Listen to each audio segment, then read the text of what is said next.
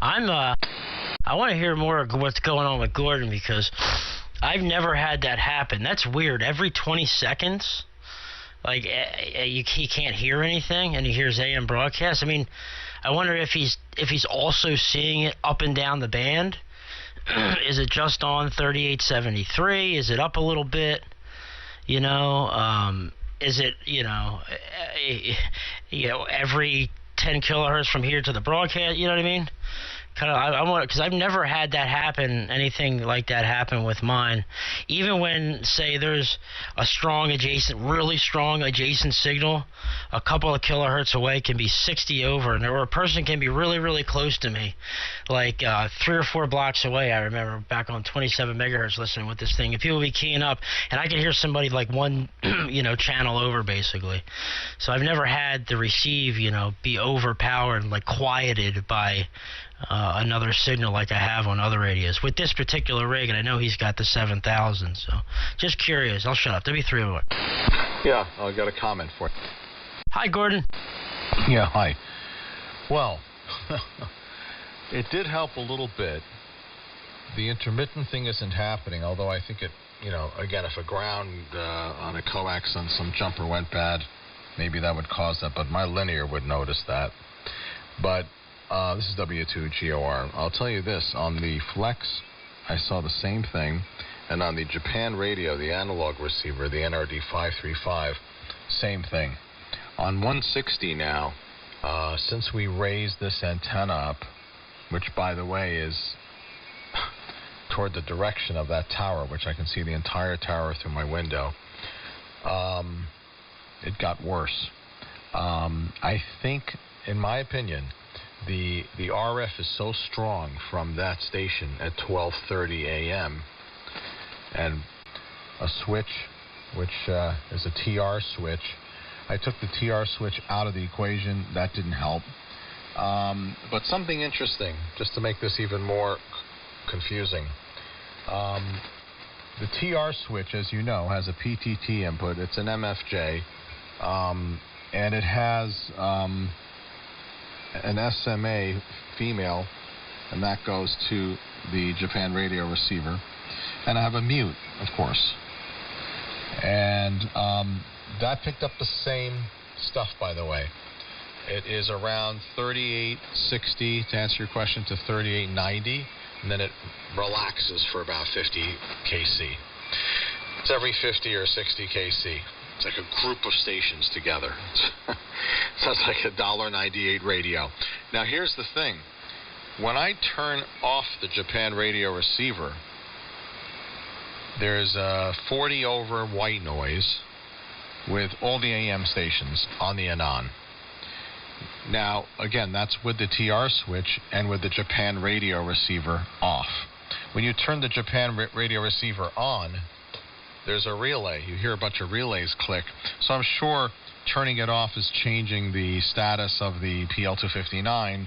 I don't know if it's grounding something or I don't know what it's doing, but it's causing the MFJ to freak out and hear like 5 AM radio stations. That didn't happen before. I just heard noise, but I never heard the stations until we raised the antenna. But again, I've taken the TR switch out of the equation without the JRC radio and still had this problem. So I'm tinkering with the bandpass filters on the Anon. I did make a little bit of headway, but I think I'm going to need some, like Clark was saying, some other filtering. Go ahead, Perry. How about that's interesting. Well, so, Clark, what do you got to say? Well, I'm very familiar with that station. Yeah, it's 1230, and they're all digital right now. So if you're getting white noise, I guarantee you that's coming from 1230. If you just get a regular radio out, you'll hear it. It's just hash because they're not doing HD radio. They're doing, well, they are, but they're doing full-blown HD. There is no modulated carrier per se, so you can't get anything. All they're transmitting is like that. The fact that you're hearing white noise and other radio stations coming in, that is classic intermod. So if you were to concoct, as I mentioned earlier, a parallel tuned circuit and have it tuned for 1230 kilohertz. If you get rid of one, you'll get rid of all of them. And that's what I would do. And I've had that situation. I've had to do that. So, in fact, when I was working there, in order for us to receive our EBS station, we had to monitor WABC on 770, but the receiver was at the radio station. So, you got a kilowatt at 1230 right there, and we're trying to receive another radio station. I had to put in a trap. I had to put in a parallel circuit to trap out 1230 kilohertz so we could even get another AM radio station on a long wire there. As you can imagine, the volts per meter, not millivolts or microvolts as you would normally find on an antenna wire, but the solid tens of volts per meter on that antenna that we had, not the transmit antenna, but on the receive AM antenna. So yeah, that's what I would do if you can do that. Basically, build a pre-selector for your station there, and make it not necessarily a band pass filter, but a notch filter, a capacitor and a coil in parallel that are resonant at 1230 kilohertz. And to quote Timtron, your problems will go away. And one BCG. One thing, W2GR Clark, and the VNI is listening. WA2VNI just sent me a text. Michael, I got your text. And he said he's listening to all of us. We have to get him back on the air. It's been 30 years, I think, 35 years. Anyway, so just make your answer simple because I'm a layman. You are agreeing with me that one strong station that would be 80, 90 dB over 9. It's 50 dB over 9 with the filter, with the high-pass filter. Loud, white noise or not. I know it's all digital.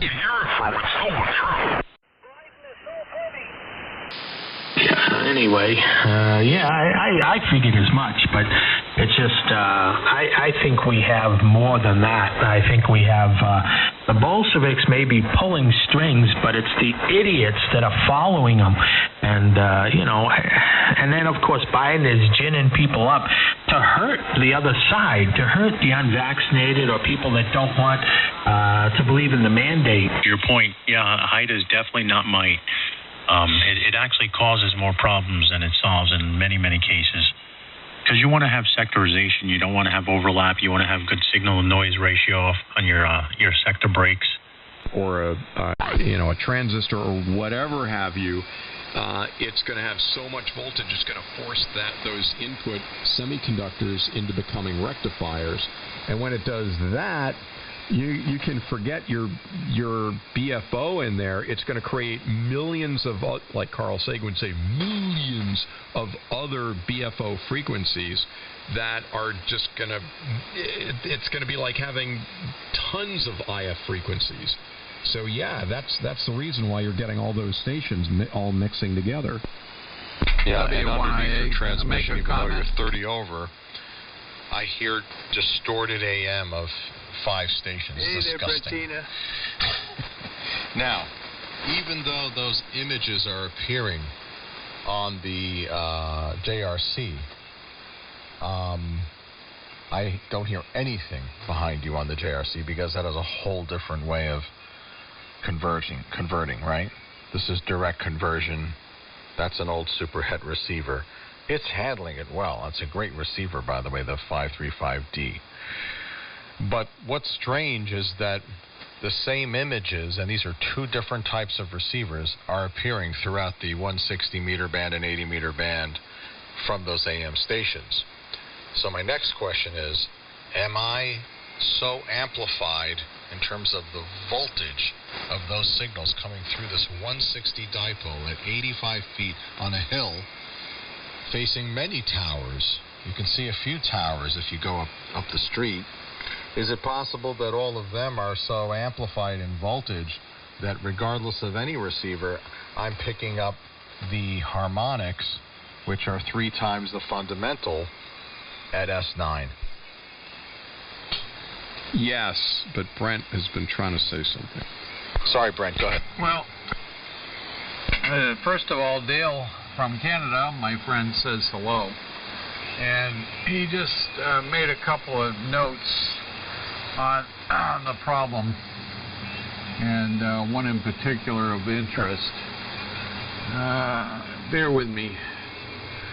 And he said, in order to shunt out, you need to have a series resonant circuit tuned to that specific frequency as like a notch. And he goes on to mention a parallel circuit will create a high impedance will not match. You need a low impedance to shunt or dump a frequency, series resonant from source to ground. And everything you mentioned, Clark, is absolutely pertinent, of course. And that's Dale, PE3AAM from Canada.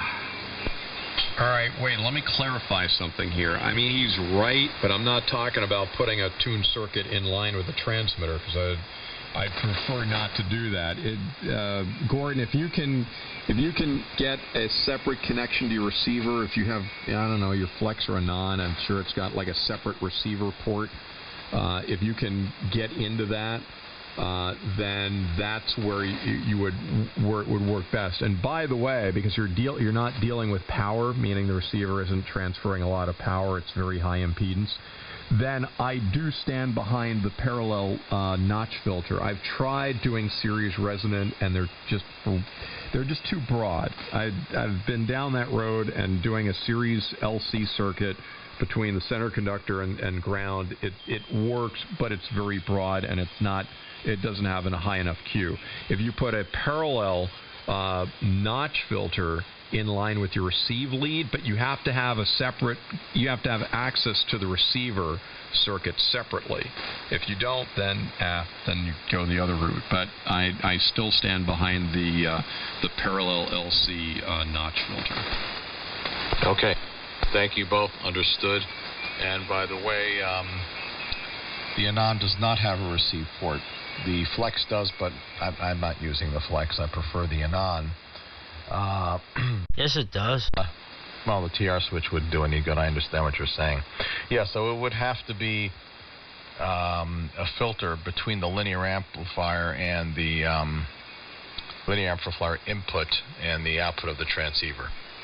I would then go with Dale's suggestion in that case, but no, I would put the filter I would put it between your rig and the amplifier, because if you do that, you don't have to design it to handle monster power. There's less chance of it arcing over. So in that case, yes, then try a series resonant circuit. Which, by the way, you can use a T connector on your coax. I mean, you're dealing with very low impedances, 50 ohms at that point, but you should be able to notch it out. Just basically tune into 1230 and experiment with the value. If you use a variable cap, then just tune for least signal on 1230, and that should solve your issue. Should, right? Asterisk should. Hey, Gordon. You all really Damn. Gonna grab some dinner. And guys, say hi to WA2VNI, one of the original from the ball-busting battalion with HLR. Hey, Gordon, you have you have the 7000, so you should have 3 antenna jacks on the back. You can receive or transmit from any 3 of the RX1, 2, of all the antenna jacks in the back. Yeah, but that's not what Clark was saying. Clark, weren't you talking about an external receiver port like the Kenwood, like the old Collins, like the Flex has, where you're going through the pre-selector of the radio? Well, okay, so in my original situation, because I have a separate receiver and transmitter, I have a TR relay, so it was very easy for me. I just put the circuit on the input of the receiver, and it didn't affect the transmitter. I also have an ICOM 751A that actually has 2 RCA jacks on the back with a jumper there, and that if you pull the jumper out, it gives you access to the receiver after the TR relay. So I don't own a Flex, I don't own a non, so I didn't know if they had something like that. If they did, you'd be all set because you would just put the circuit, in line with the receive part, the TR relay. But if you don't, then then you got to kind of go other ways. That's my fault. I screwed up. My bad. I thought you said a separate antenna jack. That's what I thought you said. Oops. It's okay. So yeah, and Clark, that's what the Flex has, and they call it loop for that reason. You can put a filter in series. All right. Again, I don't have a Flex. I'm not good to talk on that stuff, but that would be the idea. Well, the other thing you could do, Gordon, since this obviously is affecting receive and not transmit, you could also put up a separate receive antenna, and those, it's very interesting. There's a whole different mindset that goes into designing receive antennas compared to transmit antennas. Isn't this wonderful, this hobby? Because you can learn this stuff. Some of the quietest receive antennas are loop antennas that are on the ground, and because they're very noise resistant, but yet they receive perfectly well. So if there are a lot of other things you could try which are simple, but if it becomes really crazy, honestly, and I know this sounds nuts, put a loop of wire out on the ground and use that as your receive antenna, and you'll probably receive a lot better because it'll be a much quieter antenna. I wonder if there's a way you can use the diversity. Yeah, what I'm going to do, I have an SAL Mark II antenna in the garage from Jay, Array Solutions, which was taken from, was it K9 something? I don't remember. And it's an 8-position directional antenna with 35 dB front to side, front to back. Amazingly quiet antenna. It gets rid of man-made noise, band noise. Only problem is, the only place it can go is right under this dipole. And we had a problem with 1.5 kW tripping it. So Jay said, you got to get it away from the transmit antenna.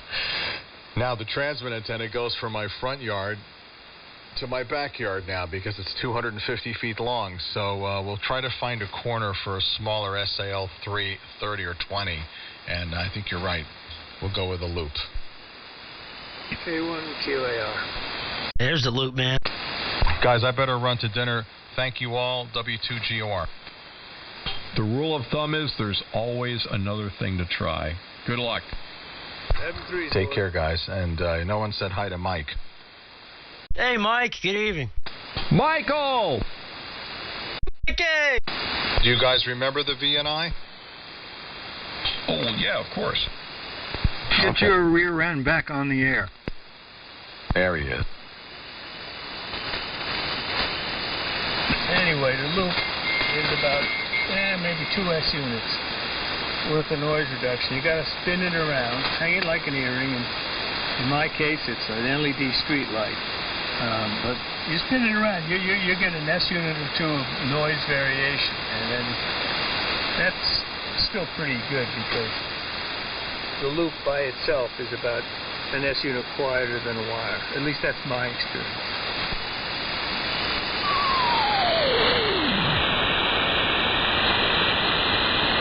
Good signal, Ted. W3MMR, good evening to Steve. Hey, Perry, how you doing? WA1QIX here. In the kitchen, and I don't mean the pickleball kitchen, I mean the real kitchen. That goddamn pickleball. You're still vertical after all that beating you took? Oh, man, yeah. But I did rest for a while. Boy, I was beat. I tell you, I haven't been that, I don't know if I've ever come home that beat from playing pickleball. But we played for 3.5 hours, a very competitive ball. So, I mean, I was, and other people were saying the same thing. They looked, everybody looked, said, oh, man, I'm really tired, It was one of those days, I think. Well, I'm looking forward to the next time. Because I got to get out and do something, man. Surfing situation just goes from absurd to worse, just like radio noise. Yeah, and get out there on the court, and you can abuse yourself that way. Hey, I'm all ears. Can I rent a racket? And I got the boat shoes. Almost all places that have it, you can find out, but they usually have a bunch of spare rackets and stuff like that for newbies. Thank you. I like being a newbie. Hey, what about the fact that ham radio has not taken advantage of this deal going in Tonga with the Honka Tonga Honka Hapiapu volcano blowing its top? I don't know, how would it take advantage of it?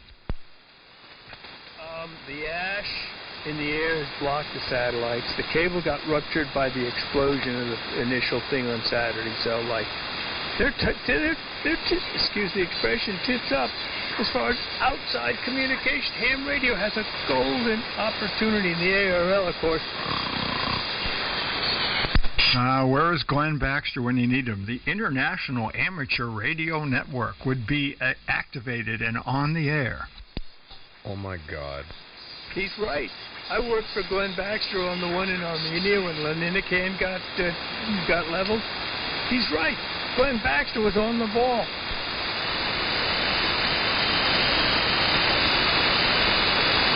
Maybe we should bring back the Glenn Baxter League.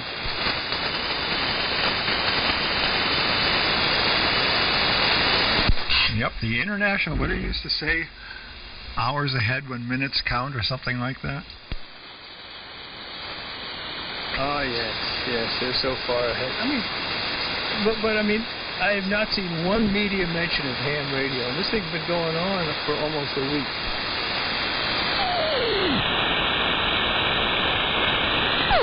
There's probably people passing traffic in and out of the country. I wouldn't be surprised.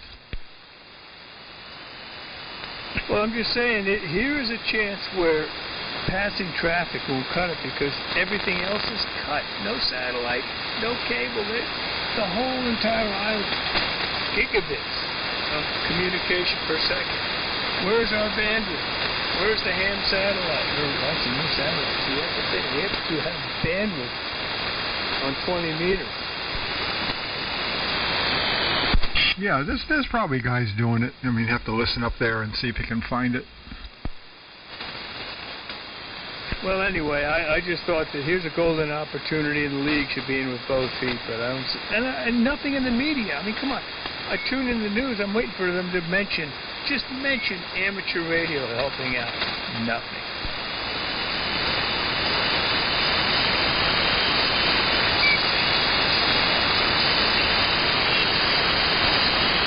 I mean, I keep getting inquiries over the phone. Hey, Ted, when are you going to, take care of business over there in Tonga? I don't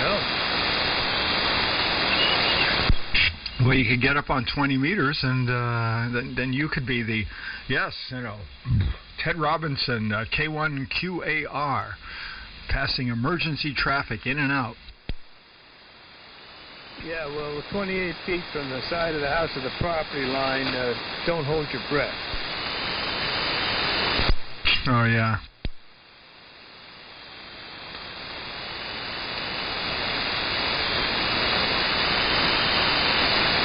K1QAR for another 10 minutes of licensed usage.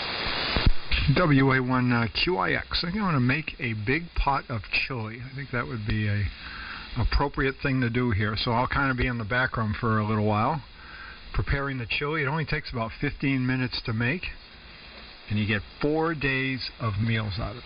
So that's what I'm going to do here. WA1QIX in the chili making mode. Yeah, make that 2 days if I'm in the household.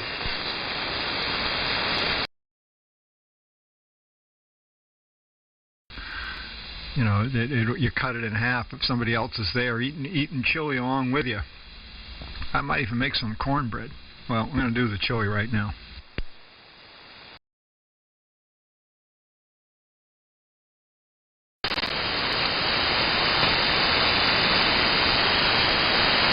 This is K.